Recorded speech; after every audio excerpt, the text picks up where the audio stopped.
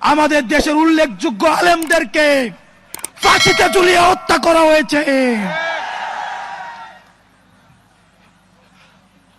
আমরা এই বিচার নিশ্চিত না করা পর্যন্ত দুনিয়ার কোন শক্তি নাই আমাদেরকে রাজপথ থেকে উৎখাত করবে।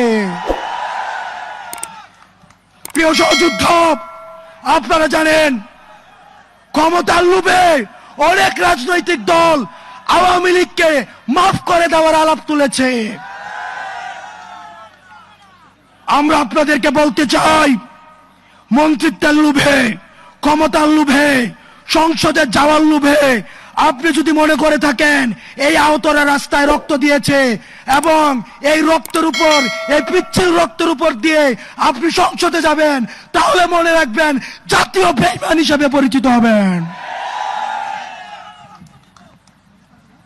যে আওয়ামী লীগ এখনো পর্যন্ত একটা সরি পর্যন্ত বলে নাই, এখনো পর্যন্ত তার অপরাধ স্বীকার করে নাই, তাদের সাথে কিসের রিকনসিলিয়েশন? তারা ক্ষমা চাওয়ার আগে, তারা ক্ষমা চাওয়া তো দূরে থাক, তারা এখন হত্যার হুমকি দিচ্ছে বিদেশে বসে। কিন্তু আমরা দেখছি মুরব্বীদের মধ্যে তাদের জন্য মায়া হচ্ছে।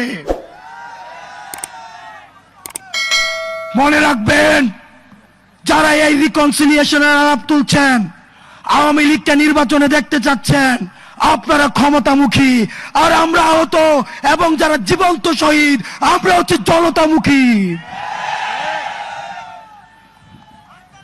যতদিন পর্যন্ত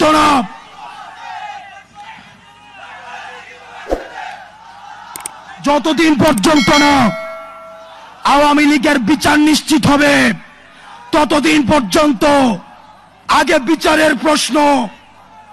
আমি মুরব্বীদেরকে বলতে চাই, যারা বিশেষজ্ঞ রাজনীতিবিদ আছেন, যারা রাজনীতি করছেন, আপনারা ক্ষমতায় যাবেন, গণতন্ত্র প্রতিষ্ঠিত হবে, ভোটাধিকার প্রতিষ্ঠিত হবে, এগুলোর জন্য আমরা আন্দোলন করেছি। কিন্তু আওয়ামী লীগের বিচার নিশ্চিতের পূর্বে তাদেরকে যদি আপনারা রাজনীতির ময়দানে ফিরিয়ে আনতে চান, তাহলে এই আহতদের রক্তের উপরে পাড়া দিয়ে আপনারা তাদেরকে মাঠে আনতে হবে।